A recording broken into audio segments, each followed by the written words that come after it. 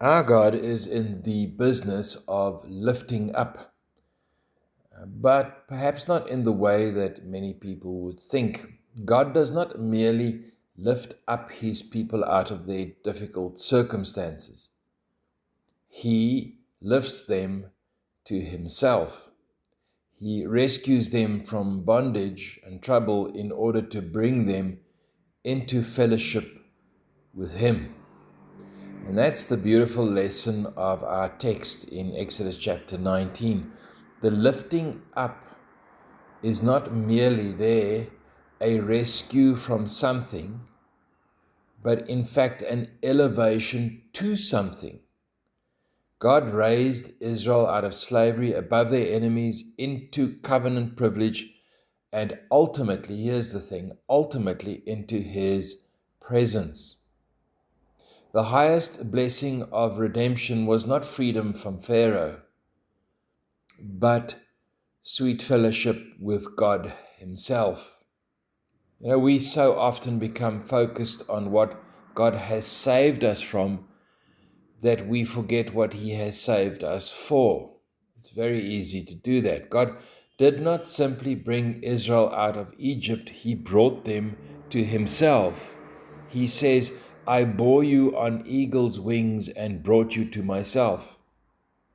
If God's deliverance does not lead us into a deeper knowledge, love, and enjoyment of God, then you and I have missed the very purpose of being saved, of being delivered, being lifted up.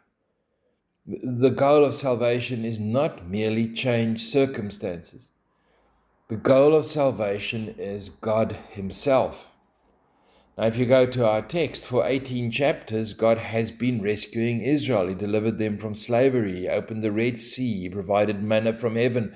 He gave water from the rock. He defeated Amalek. But now the journey reaches its destination here in Exodus chapter 19. Israel arrives at Sinai. And you must see that this was planned. It's not by chance. At the burning bush in Exodus 3, the Lord said to Moses, when you have brought the people out of Egypt, you shall worship God at this mountain, which is Sinai. So the journey from Egypt to Sinai was not random, not just a wandering, but a divinely appointed pilgrimage. I love the word pilgrimage. We're all on pilgrimages. Every trial, every detour, every provision of manna and water was moving Israel toward the very place God had determined from the very beginning. The destination was never merely freedom from Egypt. It was meeting with God himself. Because the significance of Sinai, the mountain, lay not in its height and size, but in God's presence. It's always about God's presence. Now, I don't want to throw Sinai out as a mountain because it's very important for our text on a visual level.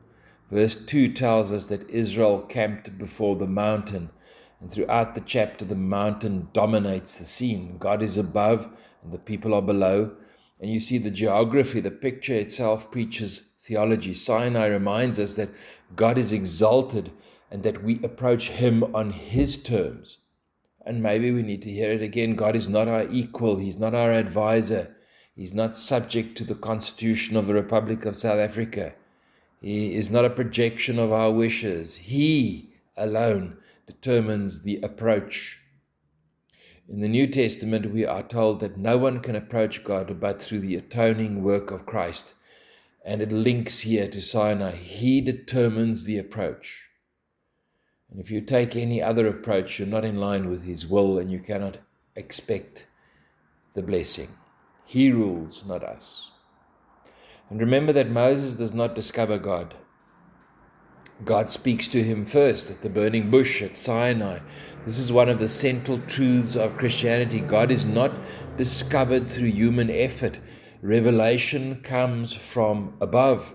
The initiative belongs entirely to God. Every other religion in the world is fundamentally an attempt to climb the mountain through wisdom and discipline and spirituality and moral effort, to seek God by effort. But the Bible teaches a different story. God comes down, God speaks, God reveals himself. God plans the connection. The gospel begins not with humanity searching for God, but with God seeking humanity. If God does not find you, I tell you today, no one will find you. Your being found has from the beginning to the end been grace. And in our text, before God gives a single command, he reminds Israel of his grace. He says, you yourselves have seen what I did to the Egyptians, and how I bore you on eagle's wings and brought you to myself. Notice in that sentence who is acting. God is. I did. God. I bore. I brought. God is the subject of every verb. Israel did not rescue themselves. They did not defeat Egypt. They did not carry themselves to the wilderness. God lifted them up. You have not saved yourself. He has saved you. God has lifted you up. And the most important words are the last words of that sentence. I brought you to myself. God did not merely save Israel from Pharaoh. He saved them for himself. The goal of redemption is therefore not simply freedom from bondage. The goal of redemption, salvation, is fellowship with God. The greatest gift of salvation is not merely forgiveness, heaven, or peace. The greatest gift is God himself. And only after reminding Israel of his grace does God speak about obedience. Verse 5 says, now then, if you will indeed obey my voice and keep my covenant. You see, the order is crucial. God does not say, obey me and I will rescue you. He says, I have rescued you, therefore obey me. This is the difference between religion and gospel. Religion says, I obey, therefore I am accepted. The gospel says, I am accepted by grace, therefore I obey. That order is so important to get. Now finally in verse 6, God says, you shall be to me a kingdom of priests and a holy nation. Israel was never chosen merely for its own sake. A priest represents God to people and people to God. And the church inherits that same calling today, when the church displays holiness and mercy and truth and humility and forgiveness and love. It reflects something of the God who has saved us. When you do that, you are a royal priesthood made up of men and women that God has lifted up. The world so desperately needs men and women who reflect the holiness, the mercy, the truth, humility, the forgiveness, and the love of God. I close. You must be very careful with the matter of obedience. John Piper points this out very, very clearly. Obedience is not a matter of trying to repay God for all the good he has done for you. Heaven forbid you think you can repay.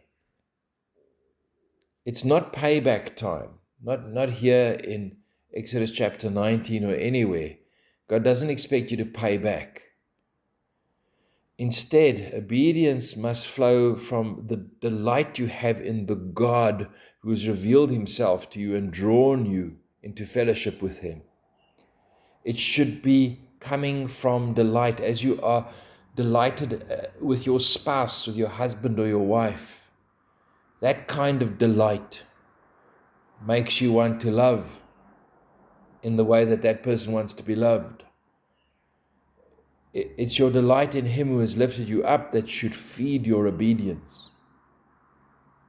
If you're merely obedient because you must be, then there is no relationship. Then it's just a debt repayment scheme, like paying off your motor vehicle. And so I call you into a place of seeing God for who he is and delighting in him. Once you do that, the obedience will flow. May the God who has lifted you up bless you with a heart that delights in him. May your camp always be in his presence. And may you always be lifted up. May God bless you so. Amen.